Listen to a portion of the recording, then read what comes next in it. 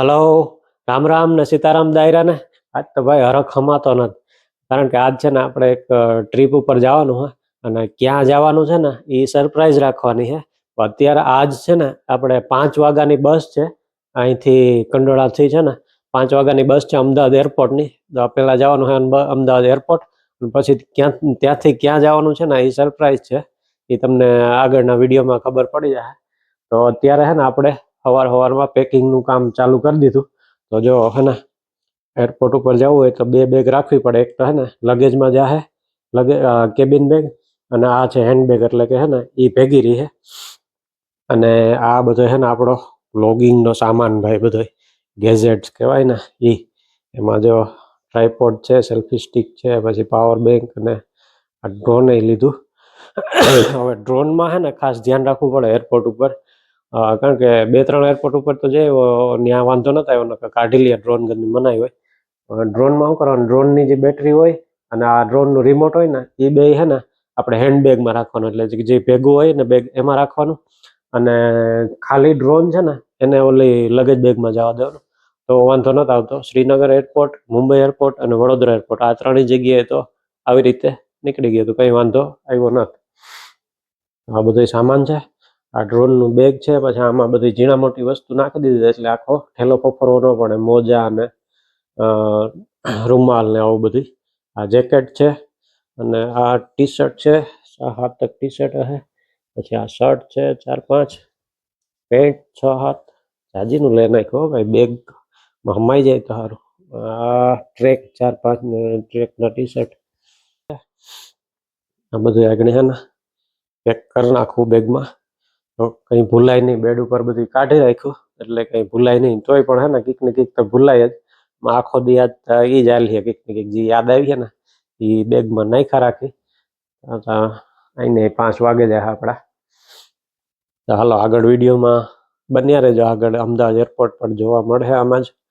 તો જોઈજો ભાઈ, ને મજા આવે તો લાઈક કરી દેજો વિડીયોને, સબસ્ક્રાઈબ કરી દેજો ન કરેલું હોય તો. આગળ આ ટ્રીપ છે એ બહુ જોરદાર છે. એટલે આગળના વિડીયોમાં છે ને બધી આખી સિરીઝ જ આવશે. ક્યાં જવાનું છે ને કયા દિવસે ક્યાં શું ફરવાનું છે એ બધું.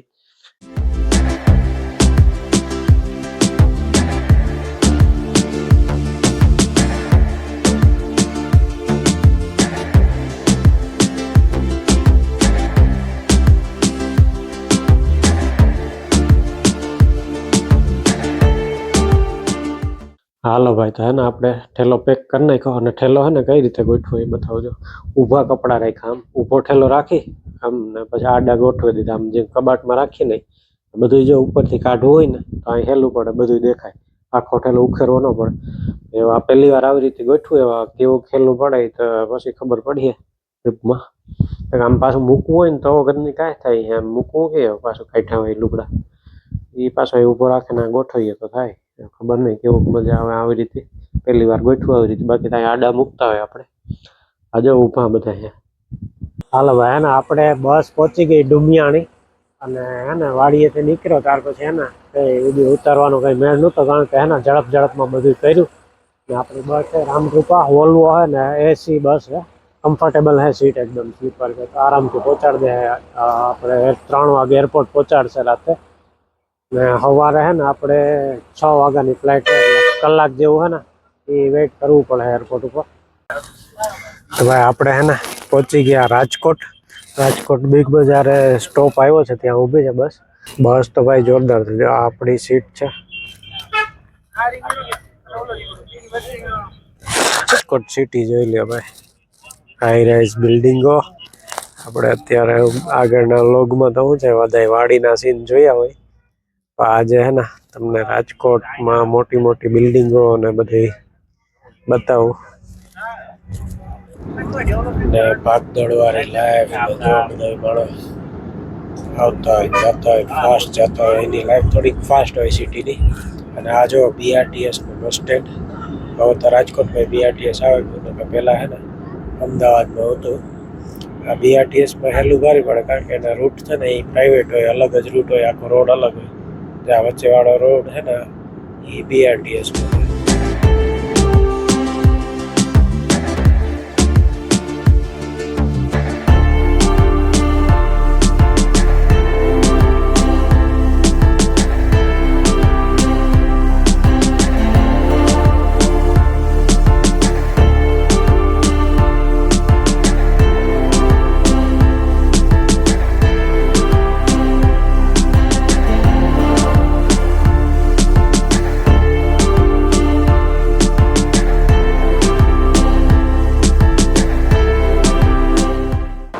ને 10 મિનિટનો હોલ્ટ આવ્યો હોય તો ફટાફટ હે ને નાસ્તો કરી લઈએ.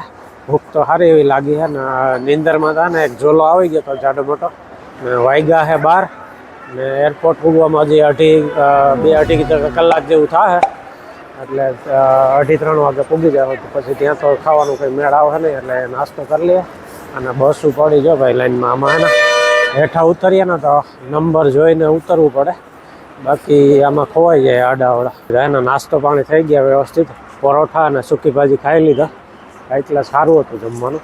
હવે હે ને ચડી જાય બસમાં. હાલો હા રાજુભાઈ.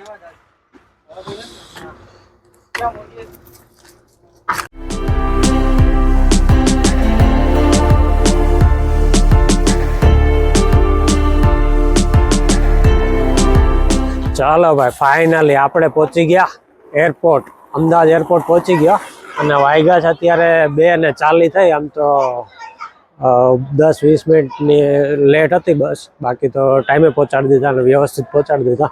હવે હે ને 2 ફ્રેન્ડ આવે છે મારા વડોદરાથી, તો એ લોકોની વેઇટ કરવાની છે. હમણાં ફોન કરું ક્યાંક પહોંચાય. ટ્રેનમાં નીકળ્યા હતા. જો ભાઈ એરપોર્ટનો વ્યૂ બતાવું તમને બહારથી.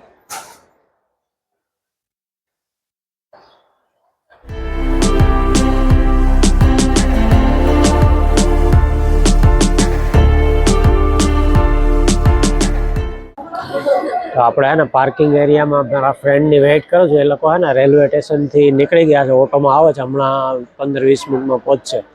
અને પોરબંદરથી છે ને આ બસ છે ભારી ઇઝી પડે ભાઈ. હું પહેલાં વિચારતો હતો કે પહેલાં વડોદરા જાઓ આગલા દિવસે અને પછી આ લોકો ભેગું વડોદરાથી અમદાવાદ એરપોર્ટ આવું, પણ પછી બસ જોતો ને તો અમદાવાદની અમદાવાદનું સર્ચ કરતો, પોરબંદરથી અમદાવાદ લખ્યું ને તો નીચે અમદાવાદ એરપોર્ટ લખેલાયું. મેં કીધું હાલ ને જોવા દે ને અમદાવાદ એરપોર્ટની ડાયરેક્ટ બસ છે કે નહીં. તો પોરબંદરથી ડાયરેક્ટ અમદાવાદ એરપોર્ટની બસ હતી, તો એ હતી ત્યાંથી 5 વાગ્યાની. તો અહીંયા હે ને 2:45 પહોંચાડી દીધી. 3 વાગે પહોંચાડી દે ને તો હાલે. 3 વાગે હોય ને એવી રીતે 3 વાગ્યા પછીની ફ્લાઇટ હોય તો આ બસ ઇઝી પડે. બીજી એક હતી બીજા ટાઈમમાં, તો ક્યારે આવવાનું થાય તો આ જોઈ લેજો તમે જરાક. ચાલો ભાઈ તો ફાઇનલી હે ને અમે બોર્ડિંગ પાસ લઈ અને ચેક ઇન કરાવી દીધું. હવે અંદર આવી ગયા છે. હવે છે ને લોન્જને લૂંટવા જઈએ છે ક્રેડિટ કાર્ડમાં. 2 રૂપિયામાં હે ને અનલિમિટેડ બધું ખાવાનું છે અંદર જઈને. અને આ લોકો છે ને મારાથી 20 મિનિટ ભૂખડા તો છે જ, પણ છે ને મારાથી 20 મિનિટ લેટ આવ્યા. હું 450 કિલોમીટર કાપીને અહીંયા પહોંચી ગયો, પણ એ અહીંથી 150 કિલોમીટર કાપીને નહીં પહોંચ્યા મારી પહેલા. તો પણ ફાઇનલી આવી ગયા.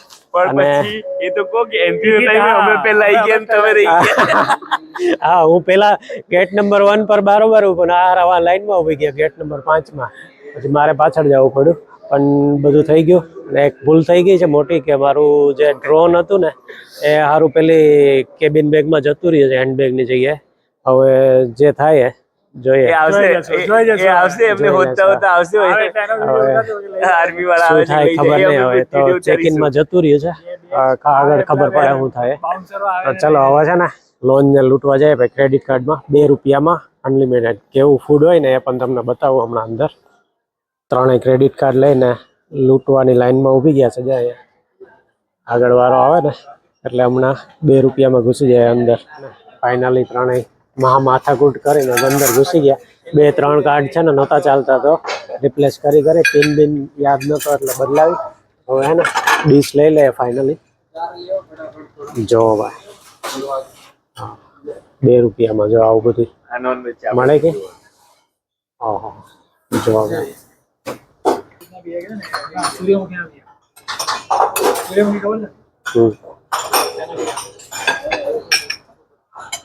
ધર્મેશભાઈ ચાલુ કરી દીધું છે ને. આ બે તો હે ને હરિહર ચાલુ કરી દીધું. પછી ડીશ આવી ગઈ. આપણે હે ને પેલા તો ફોરું લીધું. આમાં નામ છે ને એક ના ખબર નથી, એક આ કિસમિસ છે એટલા ખબર છે. બાકી આ બે તો ઇડલી સંભાર પર તૂટી પડ્યા બે. ચલો ભાઈ તો જો ભાઈ આ છે સ્ટાર્ટર. કેટલી જાતના સ્ટાર્ટર છે.